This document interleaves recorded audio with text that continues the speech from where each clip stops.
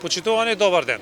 Денеска на плоштадот Македонија во Скопје организиравме симулацијска вежба за граѓаните да можат и на лице место да видат што се случува доколку се употребуваат пиротехнички средства, односно петарди.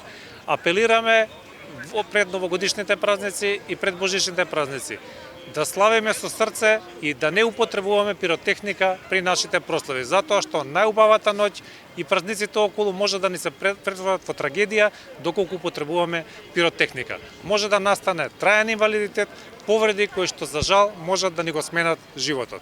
Министерството за внатрешни работи во соработка со Црвениот крст на град Скопје се разбира и со програмата UNDP продолжува со овие превентивни активности со цел да ја подигнеме свеста и да имаме што помалку употреба на пиротехника и се разбира да одбегнеме било каква повреда.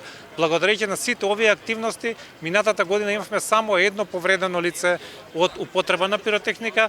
Се надевам дека оваа година нема да имаме ниту една повреда од пиротехника.